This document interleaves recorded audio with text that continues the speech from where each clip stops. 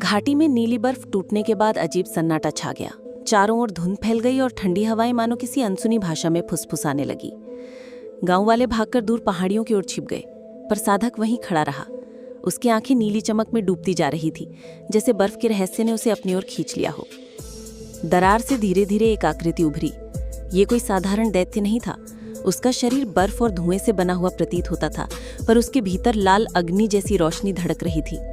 वो इतना विशाल था कि उसकी परछाई गांव तक फैल गई। आर्यन अब भी सिंहासन पर बैठा था, पर उसका स्वर और भारी हो गया था। ये मूल संरक्षक है, जिसे सदियों पहले बांध दिया गया था। यही अधूरी प्रतिज्ञा की असली वजह थी।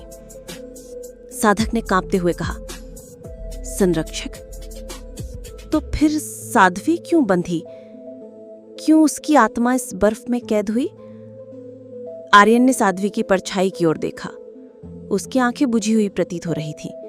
वो धीरे से बोली, मैंने वचन दिया था कि संरक्षक जागे नहीं, पर समय ने मुझे धोखा दिया और मेरी आत्मा कैद होकर इस नीली बर्फ में बदल गई।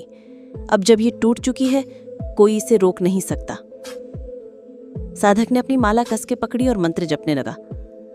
अचानक संरक्षक की आंखें खुली। उनमें ऐसी ज्वाला थी कि पूरा आकाश लाल हो उठा। पहाड़ों से बर्फ टूटकर गिरने लगी और घाटी में गूंज उठी गर्जना, मुक्ति!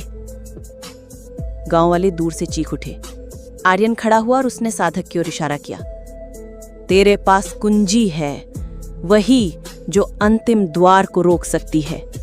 बता, तू छिपाएगा या सौंप देगा? साधक ने कांपते हुए अपनी माला के भीतर छुपे एक छोटे पत्थर को देखा। वो पत्थर नीली और लाल रोशनी से चमक रहा था।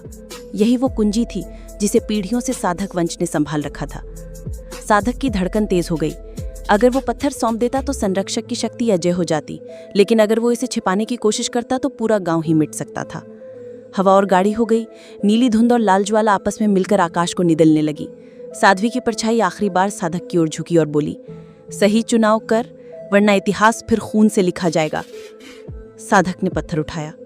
उसकी आंखें कांप रही थीं, और तभी संरक्षक ने अपना विशाल हाथ उसकी ओर बढ़ाया। आगे क्या हुआ ये किसी ने नहीं देखा, केवल इतना कि उस रात घाटी में ऐसी चीख गूंजी जो आज भी हवाओं में सुनाई देती है।